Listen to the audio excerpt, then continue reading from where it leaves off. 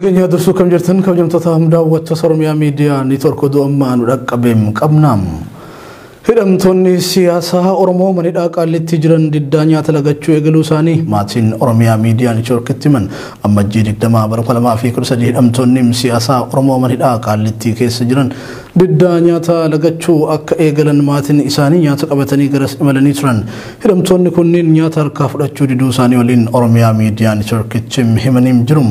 Kaayyoon lagannaa nyaataa kunis hirmaattota dhaddachaa ammajjii 19 himatamtoota galmee obbo Jawar Mahammad jalatti himatamanii jiran irratti hirmaachuuf gara murtii dhaddachaa akka hidhataa imalanii sababa uffata halluu keelloo uffataniif jecha poolisiidhaan to'ataman amma hiikamanitti kan jedhu yoo ta'u qabxiin inni lammataa ammoo koloneel Gammachuu Ayyaanam guyyoota murtaa'eef qofaatti adda baafamuun konteenerii keessatti dararamaan erga turanii booda yeroo ammaa kana yakkamtoota ajjechaa fi hannaan himataman gidduutti hidhamanii jiraachuu isaanii mormuu akka ta'e Oromiyaa miidiyaa neetwork odeeffateera. Gaaffilee deebii dhabanii fi mirga shakkamaan tokko qabaachuu qabu hidhamtoonni siyaasa manidhaa qaalliti jiran dhaban keessaa inni kan biraan ammoo maatii fi firoonni hidhamtoota kana yeroo isaan gaafachuuf dhufanitti seeran keessummeeffamuu dhabuu isaanii arrabsamuu fi ifatamuu isaanii mormuu akka ta'e maatiin Oromiyaa miidiyaa neetworkitti himaniiru. Yeroo dhihoositti hoggantoonni olaanoo fi miseensonni poolisii manidhaa qaalliti gosmaan gootitti jijjiiramuu isaanii sababeeffachuun haalli nageenya hidhamtoota siyaasa Oromoo kun yaaddessaa ta'uusaas Oromiyaa miidiyaa neetwork odeeffateera. Haala jiru hordofne duukaa buunee kan isinii gabaafnu ta'a. Hidhamtonni siyaasa Oromoo manidhaa qaalliti jiran diddaa nyaata lagachuu eegaluu isaanii maatiin Oromiyaa miidiyaa neetworkitti himan. Ammajjii 20 bara 2013 hidhamtonni siyaasa Oromoo manidhaa qaalliti keessa jiran diddaa nyaata lagachuu akka eegalan maatiin isaanii nyaata qabatanii garas imalanii turan. Hidhamtonni kunniin nyaata harkaa fudhachuu diduu isaanii waliin Oromiyaa miidiyaa neetworkitti himaniim jirum.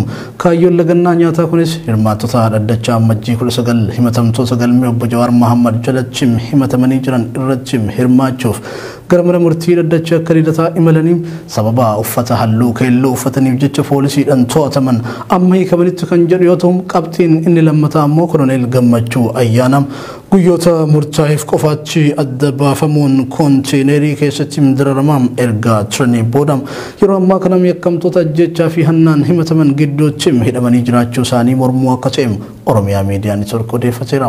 Gaaffilee deebii dhabanii fi mirga shakkamaan tokko qabaachuu qabu hidhamtoonni siyaasa manidhaa qaalliti jiran dhaban keessaa inni kan biraan ammoo maatii fi firoonni hidhamtoota kana yeroo isaan gaafachuuf dhufanitti seeran keessummeeffamuu dhabuu isaanii arrabsamuu fi ifatamuu isaanii mormuu akka ta'e maatiin Oromiyaa miidiyaa neetworkitti himaniiru. Yeroo dhihoositti hoggantoonni olaanoo fi miseensonni poolisii manidhaa qaalliti gosmaan gootitti jijjiiramuu isaanii sababeeffachuun haalli nageenya hidhamtoota siyaasa Oromoo kun yaaddessaa ta'uusaas Oromiyaa miidiyaa neetwork odeeffateera. Haala jiru hordofne duukaa buunee kan isinii gabaafnu ta'a. Hidhamtonni siyaasa Oromoo manidhaa qaalliti jiran diddaa nyaata lagachuu eegaluu isaanii maatiin Oromiyaa miidiyaa neetworkitti himan.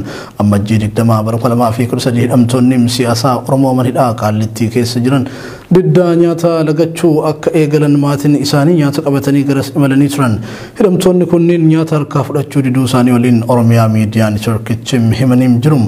Kaayyoon lagannaa nyaataa kunis hirmaattota dhaddachaa ammajjii 19 himatamtoota galmee obbo Jawar Mahammad jalatti himatamanii jiran irratti hirmaachuuf gara murtii dhaddachaa akka hidhataa imalanii sababa uffata halluu keelloo uffataniif jecha poolisiidhaan to'ataman amma hiikamanitti kan jedhu yoo ta'u qabxiin inni lammataa ammoo koloneel Gammachuu Ayyaanam guyyoota murtaa'eef qofaatti adda baafamuun konteenerii keessatti dararamaan erga turanii booda yeroo ammaa kana yakkamtoota ajjechaa fi hannaan himataman gidduutti hidhamanii jiraachuu isaanii mormuu akka ta'e Oromiyaa miidiyaa neetwork odeeffateera. Gaaffilee deebii dhabanii fi mirga shakkamaan tokko qabaachuu qabu hidhamtoonni siyaasa manidhaa qaalliti jiran dhaban keessaa inni kan biraan ammoo maatii fi firoonni hidhamtoota kana yeroo isaan gaafachuuf dhufanitti seeran keessummeeffamuu dhabuu isaanii arrabsamuu fi ifatamuu isaanii mormuu akka ta'e maatiin Oromiyaa miidiyaa neetworkitti himaniiru. Yeroo dhihoositti hoggantoonni olaanoo fi miseensonni poolisii manidhaa qaalliti gosmaan gootitti jijjiiramuu isaanii sababeeffachuun haalli nageenya hidhamtoota siyaasa Oromoo kun yaaddessaa ta'uusaas Oromiyaa miidiyaa neetwork odeeffateera. Haala jiru hordofne duukaa buunee kan isinii gabaafnu ta'a.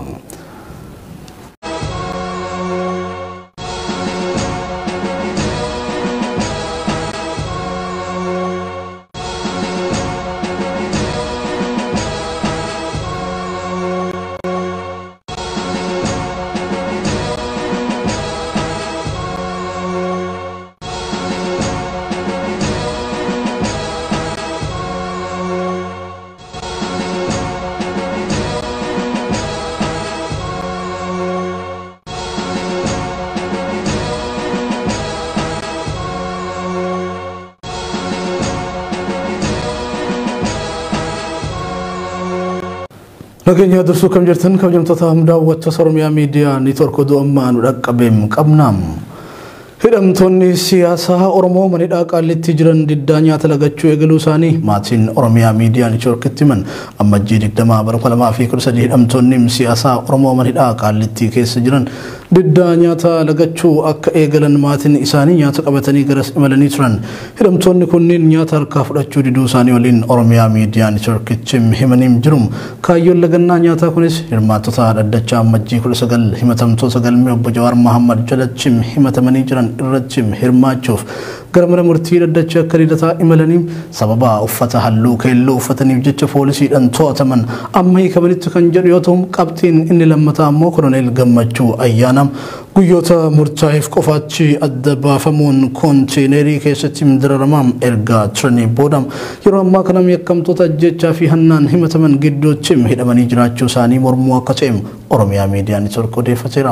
Gaaffilee deebii dhabanii fi mirgaa shakkamaan tokko qabaachuu qabu hidhamtoonni siyaasaa manidhaa qaalliti jiran dhaban keessaa inni kan biraan ammoo maatii fi firoonni hidhamtoota kanaa yeroo isaan gaafachuuf dhufanitti seeran keessummeeffamuu dhabuu isaanii arrabsamuu fi ifatamuu isaanii mormuu akka ta'e maatiin Oromiyaa miidiyaa niitoorkitti himaniiru.